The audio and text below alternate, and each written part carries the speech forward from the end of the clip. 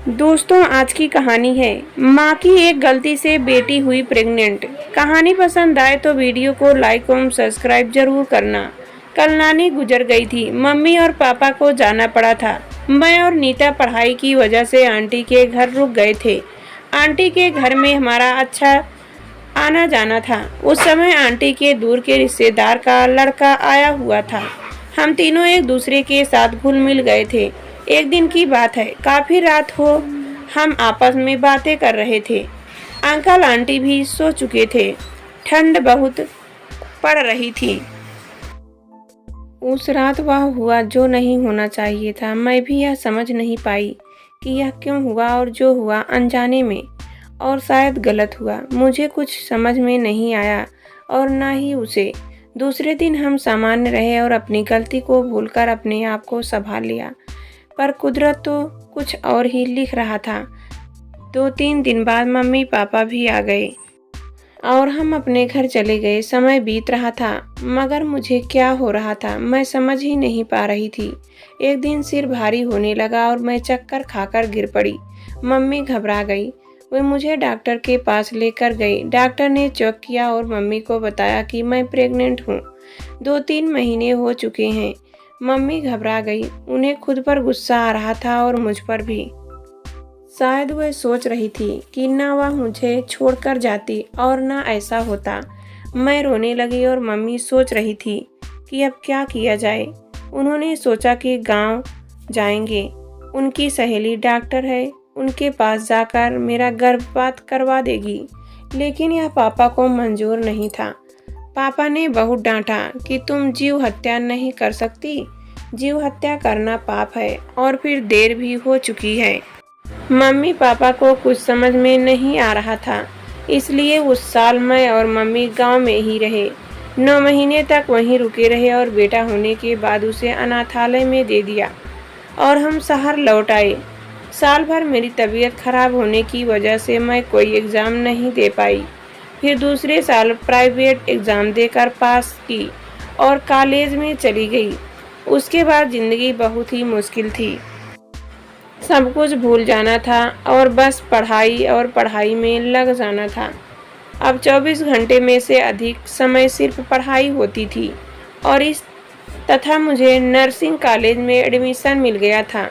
Mummy papa बहुत खुश थे और शायद मैंने भी उनको जो दुख दिया उसको कुछ कम कर पाई थी। मुझे आज भी वह दिन याद आते हैं तो जैसे ज़िंदगी से नफरत हो जाती। ऐसा क्यों हो जाता है कि ज़िंदगी ऐसी जगह पर लाकर हमें रख खड़ी कर देती है जहाँ से निकल पाना बहुत मुश्किल होता है। लेकिन अब मैं अपने आप काम में बिजी हो चुकी थी। मेरी पढ़ाई पूरी हुई और मैं ट्रेनिंग के बाद मुझे एक क्लिनिक में नौकरी मिल गई। कुछ दिन गुजर गए और फिर माँ भी गुजर गई। नीता, पापा और मैं ही घर में थे। अब नीता की पढ़ाई पूरी हुई तो उसके लिए अच्छा सा लड़का देखकर मम्मी की कमी को घर पूरा नहीं कर पा रहा था और पापा बहुत दुख रहे थे। मुझे हिम्मत करके घर को संभालना था। अनाथालय से अमित को दिल्ली के परिवार ने गोद ले लिया था। वहाँ उसकी बहुत अच्छी परवरिश हुई। वह पढ़ लिख कर इंजीनियर बन गया था। उसको मुंबई में जॉब मिल गई थी। अमित के मम्मी पापा उसके पास आए हुए थे। हमारा क्लिनिक उनके सोसाइटी के बाहर ही था। कहने को तो क्लिनिक अस्पताल के सामान था और वहाँ बड़े बड़े डॉक्टर आते वक्त थे और लगभग हर इलाज की व्यवस्था थी। जब अमित के पिता को हार्ट अटैक आया तब उन्हें हमारे ही अस्पताल में लाया गया। उस समय सीमा जी ड्यूटी पर थी। उस दिन अमित का विश्वास डॉक्टर पर और बढ़ गया। फिर 2-3 दिनों में अमित के पापा की तबीयत में सुधार हो गया। लेकिन एक दिन उन्होंने अमित को बताया कि बेटा, तुमने मेरी बहुत सेवा की, अब मैं ज़्यादा नहीं रहूँगी, लेकिन एक बोझ अपने मन पर लाकर नहीं मारूँगा। बेटा, मेरे जाने के बाद तुम्हें और कोई बताए कि तुम हमारे बेटे नहीं हो, इसके पहले मैं ही तुम्हें बता देता हूँ कि हमने तुम्हें अनाथालय से गोद लिया था। अमित ने कहा, पर पापा कहाँ से? तब उन्होंने सब कुछ बताया। अमित के मन में पिता के प्रति और भी सम्मान बढ़ गया। दूसरे ही दिन वो चल बसे।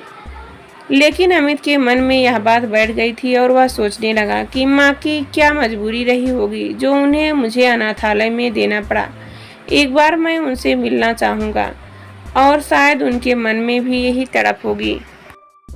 फिर कुछ दिन बीत गए। अमित की खोजबीन चलती रही लेकिन माँ का पता नहीं मिला। इतनी बड़ी दुनिया में ढूंढ पाना मुश्किल था, पर वह कुदरत से हमेशा मांगता था कि एक बार माँ से मिल सकूं। कुछ दिन बीत गए, फिर अमित की शादी हो गई। सब कुछ अच्छा चल रहा था। माँ पिताजी के जाने के बाद मैं टूट गई थी।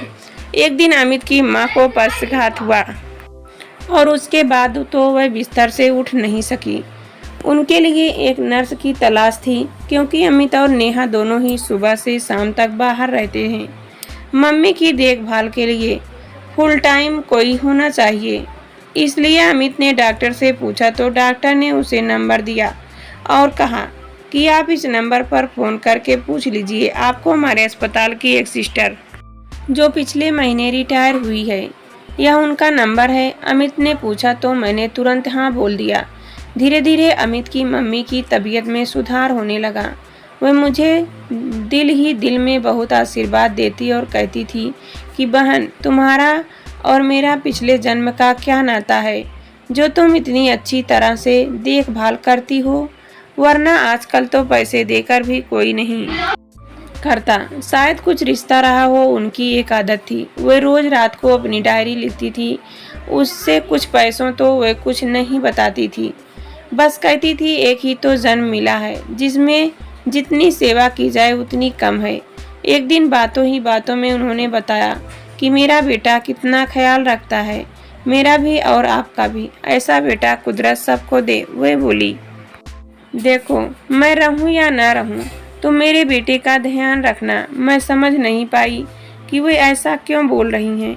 उस दिन उन्होंने मुझे अमित के बारे में सब कुछ बताया कि हम उसे अनाथालय से लाए थे। मैंने पूछा कहाँ से, मतलब किस अनाथालय से? तो उन्होंने जो बताया उसे सुनकर मेरे पैरों के नीचे की ज़मीन ही खिसक गई। मैं जान गई कि अमित मेरा ही बेटा है। वह मुझे बहुत अपना सा तो लगता था, लेकिन समझ में नहीं आता था कि मैं जो सोच रही हूँ यही सही है क्या, या मेरा वहम। जो मेरा हर इंसान में अमित को खोजना, ऐसा लग रहा था जैसे यहाँ से बहुत दूर चली जाऊं।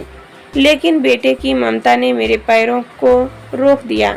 मैंने तो सिर्फ जन्म दिया। जिस यशोदा ने मेरे बेटे को पाला पोस कर बड़ा किया, वह धन्य है। मेरे बेटे को जिंदगी दी उस देवी की सेवा करने का मौका मिला है। उसे छोड़कर मैं कैसे जा सकती हूँ?